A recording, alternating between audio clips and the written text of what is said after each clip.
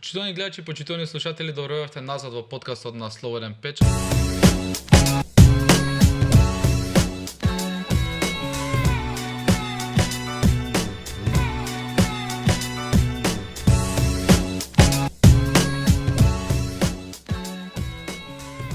Денес имаме една доста интересна тема за која може да се снимаат милиони разговори, но ете денеска одлучивме со еден многу интересен гостин да поразговараме малку за вештачката интелигенција, за дата science и за се што се случува во светот на овие нови технологии. Со мене денеска во студиото е Филип Петровски, кофаундер и основач на Data Masters, една од најпознатите и најголемите фирми кога станува зборот за работата со вештачката интелигенција во Македонија. Филип, ти благодарам многу за денешното гостување. Благодарам на вашата покана. Чест ми е.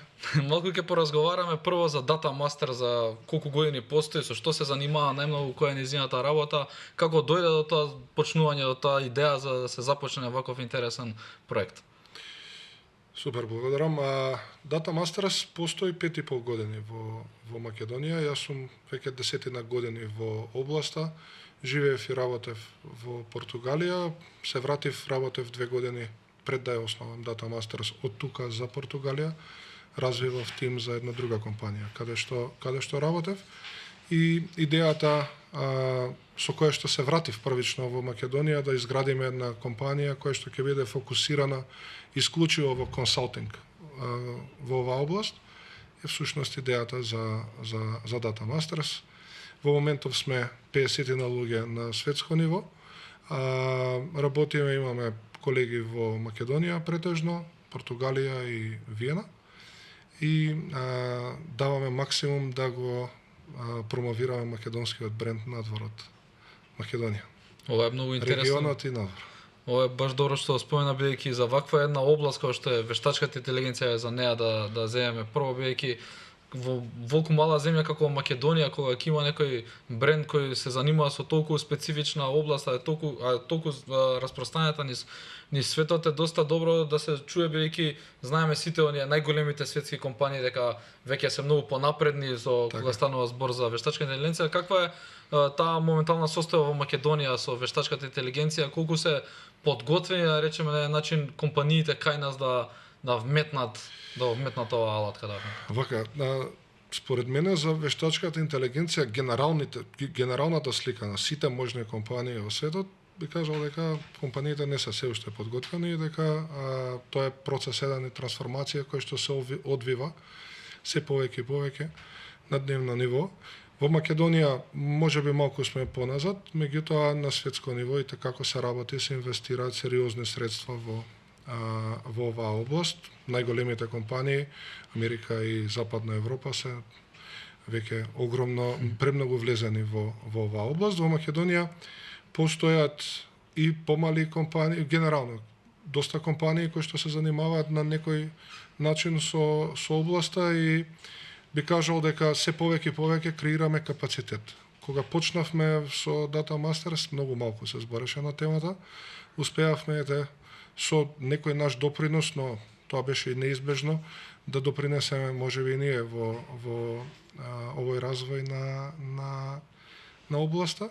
А колку се спремни компаниите, би кажал се поспремни се. Сега не би можел да кажам дека сите компании се спремни во Македонија, но одиме натаму преку едукација и ние даваме максимум и други компании преку едукација и преку соработки да допринесеме во растот и развојот на зрелоста пред се за користењето на податоците. Генерално, па да дојдеме и до вештачка интелигенција, бидејќи тоа е и крајниот стадиум на некој начин. Да, бидејќи вештачката интелигенција е толку се популарна кај луѓето, па особено кај младите, па баш ме интересира за во Data Master за тимот кој е составен од релативно помлади, да бидам политички коректен, помалку искусни луѓе во вако. Колку се заинтересирани младите во Македонија да учат и да работат со вештачката интелигенција од аспект на Data Masters? Вака, интересот е огромен, би морал да кажам.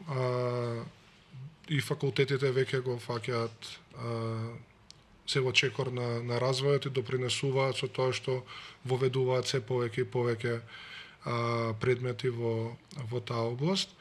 Интересот е огромен и константно гледаме нови луѓе кои што имаат желба да учат. и да се развиваат во оваа област.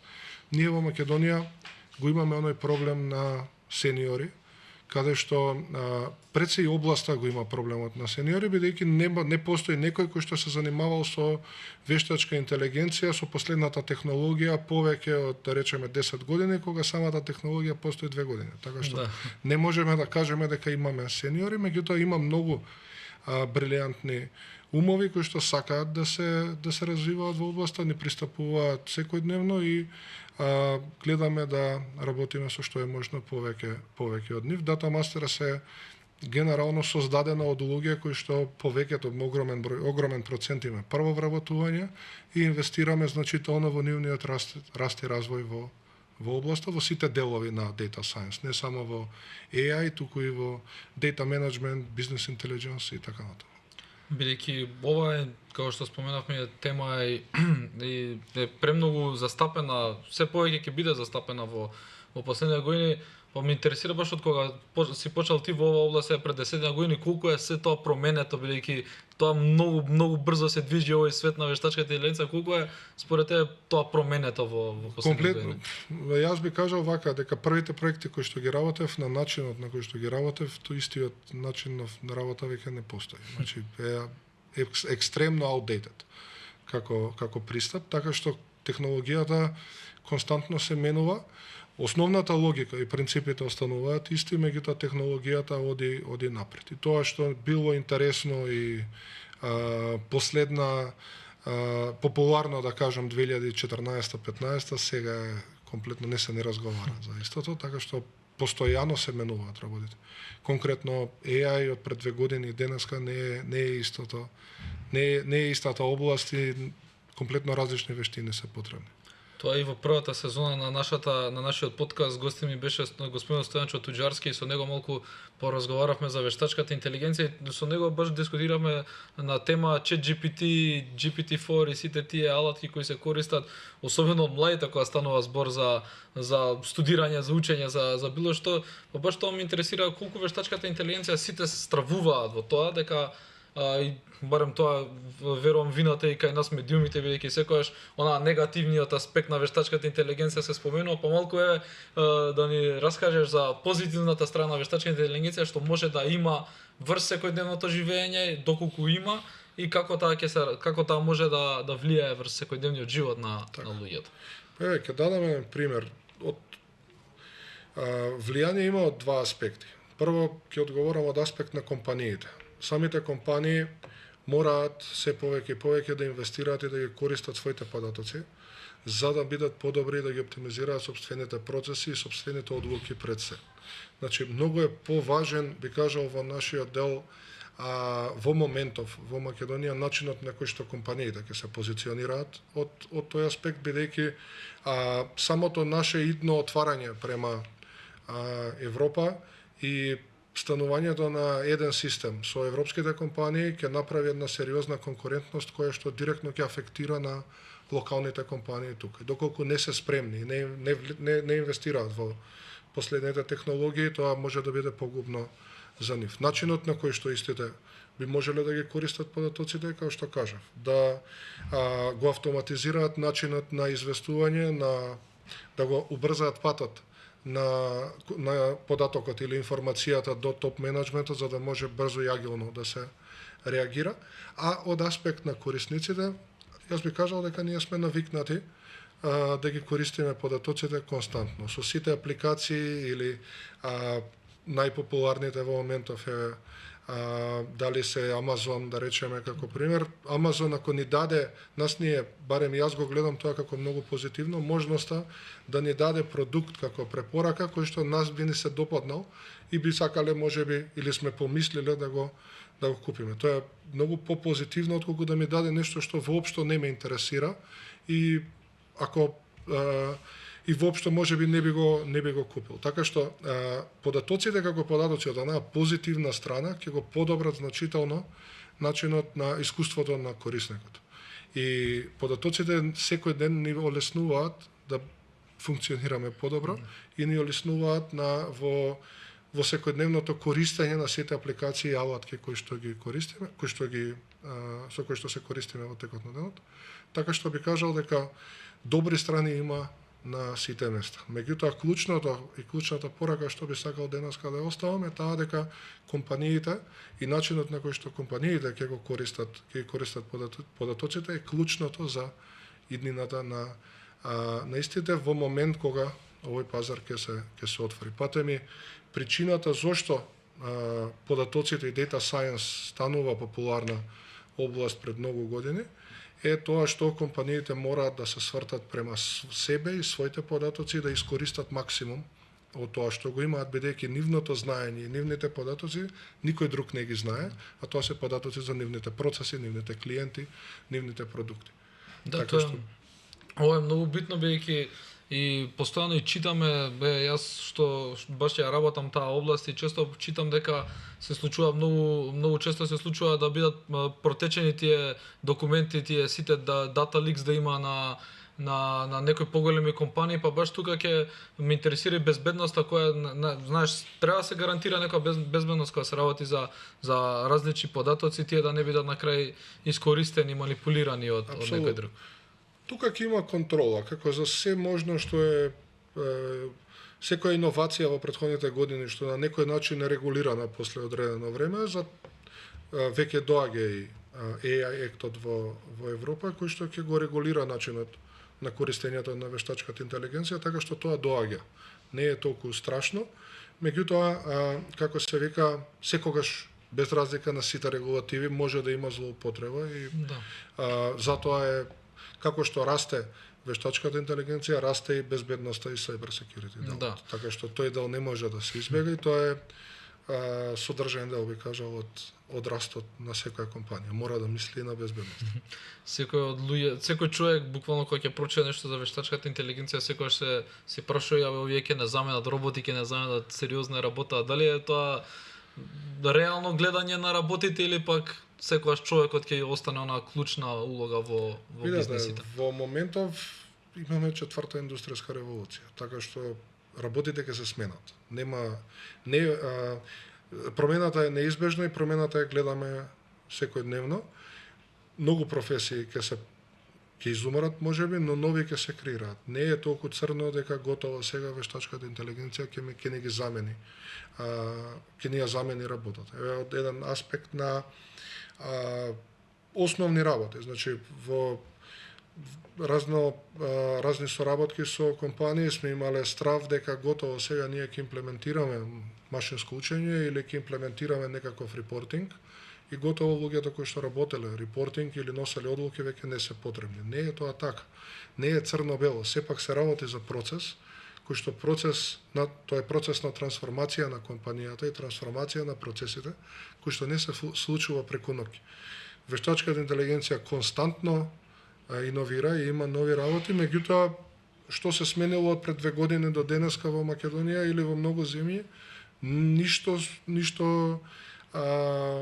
значајно. Зошто? Затоа што тоа е процес и промената секој ја прифаќа различно и ќе се сменат и генерации додека се променат работите толку драстично. Јас не верувам дека промената ќе дојде за година-две. Промената ќе дојде можеби за 10, за 7.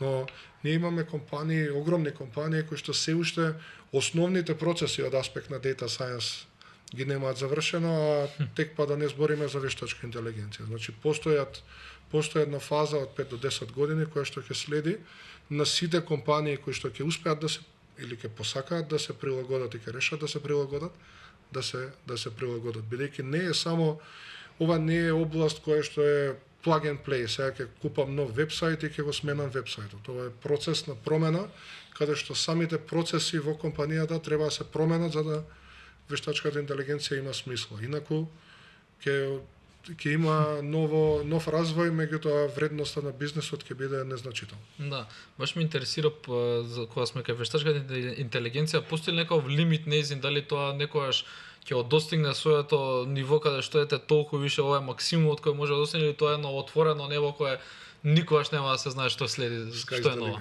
Sky's the limit.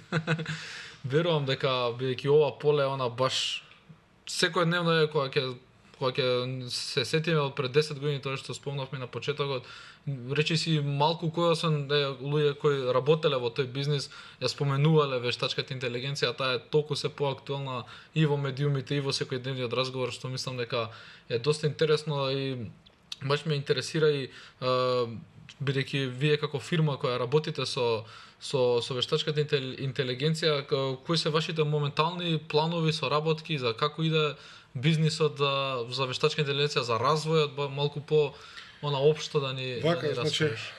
Data Masters како компанија се фокусира покрај на техничкиот дел, се фокусира и на change management. И на баш на тие процеси кои што ги спомнав претходно. Значи, не е возможно, како што кажав и претходно, да се направи револуција во недела, 2, 3 или месец и да се инсталира вештачка интелигенција, готово, сега се менува компанијата. Значи, бидејќи функционираме во различни региони, и во Македонија или Југоисточна Европа, и Западна Европа и Америка, сите пазари се различни. И нивото на зрелост на компаниите е различно, па затоа и ние се прилагодуваме према таа зрелост, да ја кажам.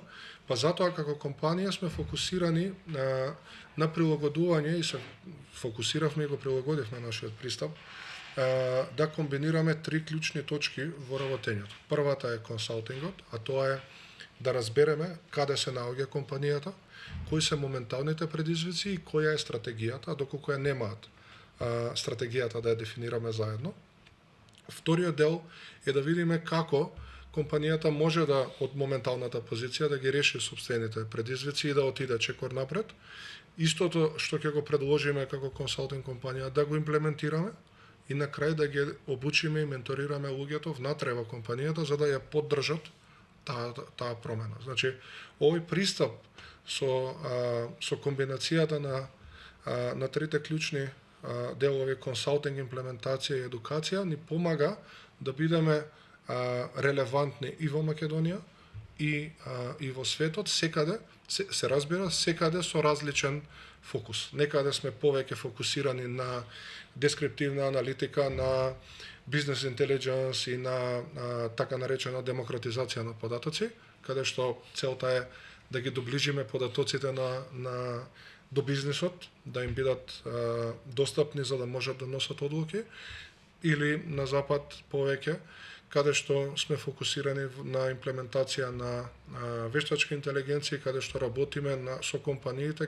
генерално на применливоста на истата во нивните процеси. Значи не е само техничкиот дел, туку и применливоста на вештачката интелигенција внатре во компанијата, тоа што е релевантно за компанијата и за процесите на компанијата. Тоа е нашата стратегија во моментов. Филип, ме интересира баш како CEO на Data Masters, кои се најголемите предизвици за тебе лично, бидејќи знам дека тоа е една многу напорна работа, и ние кога се договаравме за емисија, имаше толку одложување и откажување, бидејќи знам дека оваа работа е премногу, знае да биде премногу напорна. Па во принцип, овој период од годината не сум во Скопје прилично често и заради тоа не успеавме да се најдеме. Ние развиваме нашата приказна и во Португалија, веќе година и пол. Јас таму предавам и на факултет, тој сум асистент на факултетот каде што магистрирав, така што поради тоа генерално патувам. Кои се предизвиците? Предизвиците се да бидеме што е можно порелевантни како компанија, да бидеме во чекор со промените и во чекор со новите трендови и технологии кои што се менуваат на секојдневно патем, и важно е да оставиме некој наше легаси во Македонија, бидејќи тоа е и драйвот мој и драйвот на многу други колеги со кои што соработувам, повеќето од нив ја делат истата идеја дека сакаме да извадиме бренд од Македонија кој што ќе биде релевантен во светот, и поради тоа инвестираме многу и во развојот, и се пробуваме да бидеме компетитивни и во Западна Европа и на сите други во сите други региони каде што сме присутни. Баш ме интересира, го спомна и образованието твое, па сакав малку и да се надоврзам на да смена малце за образованието во Македонија, особено знаеме сите кога станува збор за факултетите за високото образование дека IT секторот е најмногу студенти има на финки на IT во IT секторот. Баш ме интересира твоето гледиште за ова, дали на еден начин може да стане сето тоа презаситено или не знам од толку голем број на студенти што ги има, секако на крајот квалитетот е тој што ќе исплива на површина, но дали е добро сите млади да се фокусираат баш во IT секторот? Видете, секогаш е добро да има баланс. Меѓутоа, мислам дека, еве, конкретно Финки прави одлична работа во едукација и во прилагодувањето на програмите во оваа насока. Би кажал дека таа хиперпродукција на кадри во таа насока е и предизвик за нас, бидејќи но тоа е нешто што самата област го бара во моментов и на светско ниво се бараат што е можно повеќе професионалци во областа. Вештачката интелигенција во моментов ги заменува дел од некои делови од IT прилично се упростени, да кажам, или имаат помош од вештачката интелигенција и тој дел се менува, меѓутоа потребно е на Македонија да бидеме во чекор со светот и да имаме што е можно повеќе луѓе кои што работат во областа, бидејќи само така ќе можеме да бидеме компетитивни и со бројност. Ние во моментов сепак сме мала држава, немаме премногу луѓе кои што најмали сме во регионот, да кажам, кои што имаат многу повеќе луѓе кои што се занимаваат, експерти кои што се занимаваат во областа и кога некои од големите држави бираат компании со работници, бираат компании кои што можат да дадат повеќе луѓе или поголем капацитет. Капацитетот е секогаш добар и јас не мислам да одговорам сега конечно на прашањето. Не мислам дека тоа што има многу луѓе е проблем. И сметам дека факултетот си прави одлична работа со тоа што ги едуцира луѓето и студентите во таа насока. Излегуваат брилијантни луѓе и верувам дека се повеќе ќе биде тоа така. Да, бидејќи ете и многу други факултети буквално прашина бришат во останатите институции, бидејќи навистина бројот на пример кога ја земеме правен, јас сум на правен дипломирав, бројките кои ќе ги споредиш, тоа што биле некогаш и сега се навистина не може да се споредат, а пак на другите факултети е сосема различни бројки станува збор. Ме интересира баш за, ја спомнавме Португалија неколку пати, малце ме интересира разликата во пазарот на вештачката интелигенција во Португалија и Македонија, колку Македонија заостанува зад Португалија општо во тој поглед? Па, видете, Португалија не е многу поголема од Македонија. Португалија има 10 милиони жители и е на ниво на Србија, да речеме. Португалија има среќа што многу од големите европски компании, уште пред 20 години, аутсорсираат огромен дел од својот развој во Португалија како ЕУ членка, како држава која што инвестирала на време во едукацијата. И јас кога се преселив иницијално во Португалија, првиот смер на кој што бев запишан беше некој double degree со Љубљана. Меѓутоа кога сватив каде сум и која е Португалија и колку е Португалија развиена, поради тоа што била и поевтина и била дел од ЕУ и така натаму, посакав да останам и останав колку што сметав дека требаше да останам, за да го добијам знаењето. Би кажал дека едукацијата во Португалија е понасочена од порано, но дека со текот на времето и ние го фаќаме колосекот и сега за жал немаме луѓе кои што дипломирале во оваа област пред 10 на 15 години. Меѓутоа јас бев на еден смер на ПМФ кој што бевме двајца студенти, информациски системи се викаше, каде што баш се учи не само за програмирање, туку и за дизајн на големи системи, да кажам, наедноставно. Така што не бил популаризиран овој дел во Македонија. Во моментов се популаризира, кроз неколку години веќе ќе имаме сериозно искуство и сериозни луѓе, мислам, и знаење кои што ќе работат во оваа област. А и нас како компанија ни е задача да донесеме што е можно по-компетитивни проекти и да инвестираме во тоа да се развие пазарот што е можно повеќе.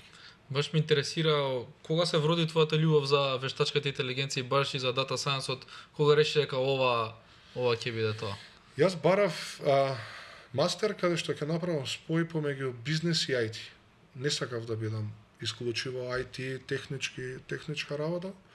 И знаев дека data science нас не можам да кажам дека тен све знаев, меѓутоа прашував многу луѓе, барав совети и ме насочија доста луѓе во оваа насока.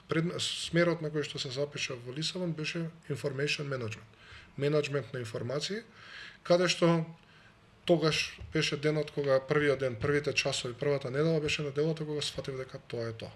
Во принцип data science и целата оваа трансформација што ја зборам е 50% техничка работа, 50% change management. И ние сме баш помеѓу мостот помеѓу бизнисот и IT, помеѓу процесите и IT. И не се ни сметаме како стрикно IT. Тоа е тоа што јас реално го барав.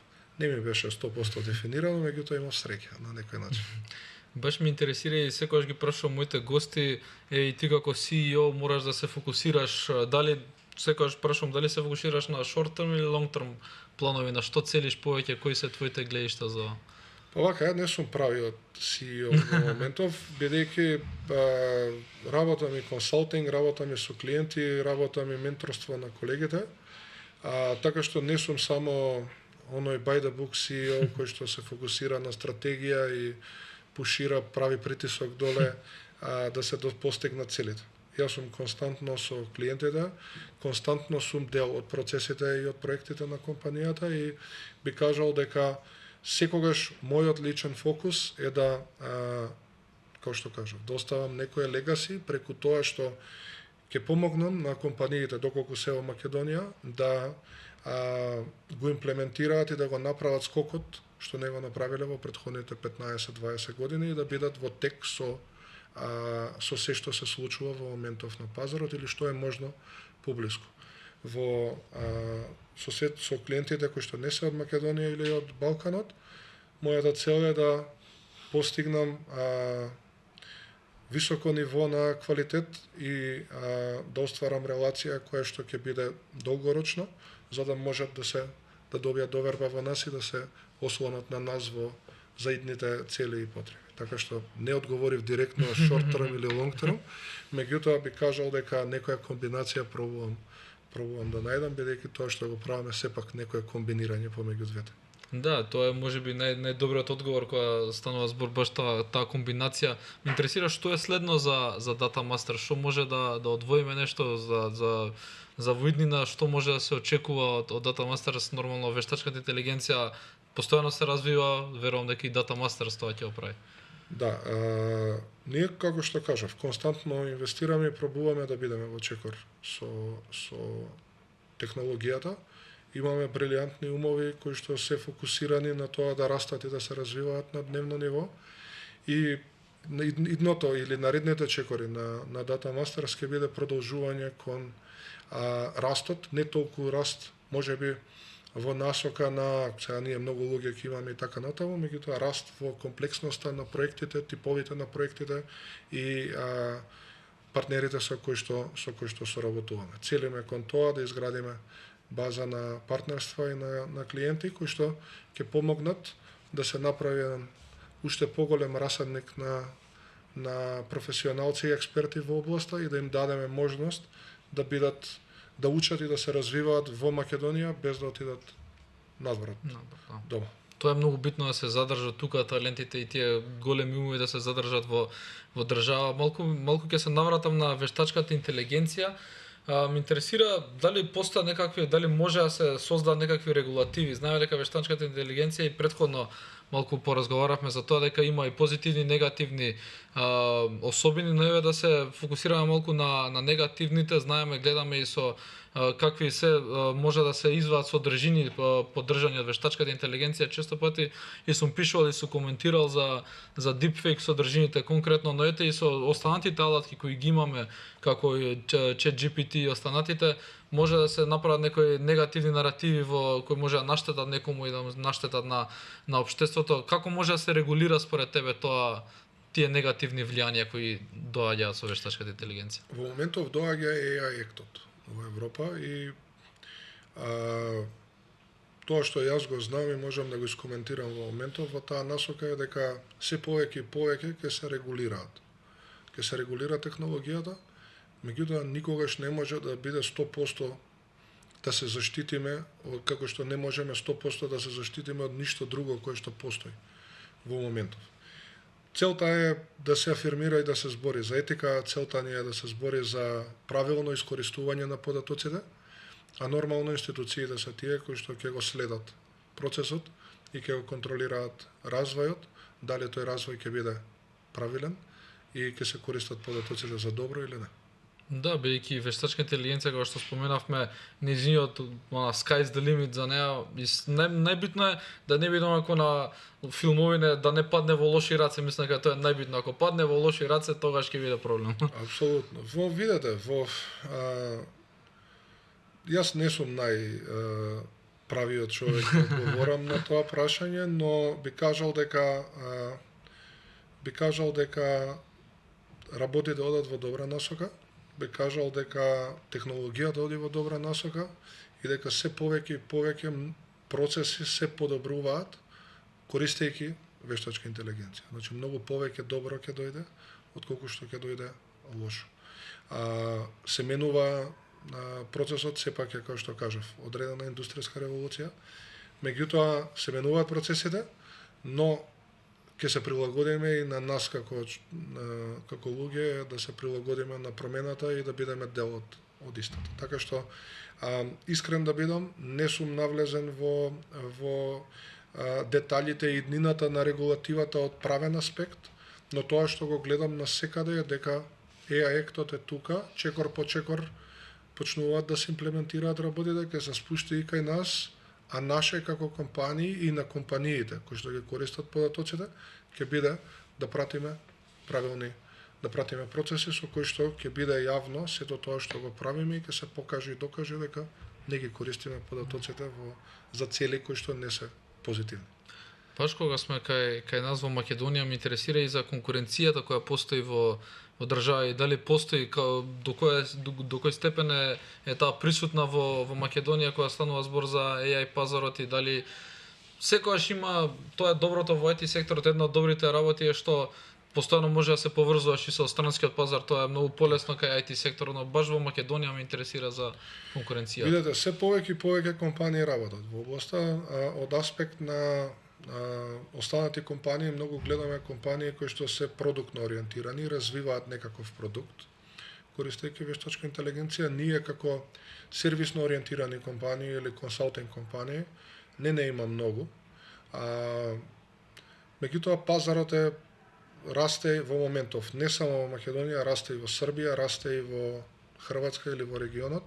Споредбено со Португалија, како што ме прашавте, Португалија е многу понапред, има многу поголеми компании. Ако во Македонија најголемата компанија е 40-50 луѓе во Македонија, во Португалија најголемата компанија има 500-600 вработени кои што работат во оваа област и соработуваат со компаниите.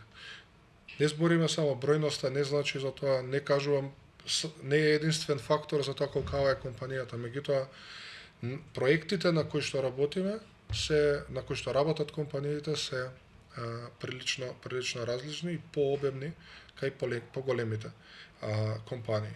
Во Македонија пазарот се развива, многу повеќе компании има сега, што е добро, бидејќи пазарот се развива и ќе имаме една позитивна конкуренција, што ние ја поздравуваме и сметаме дека е многу здрава за бизнесот и за работењето.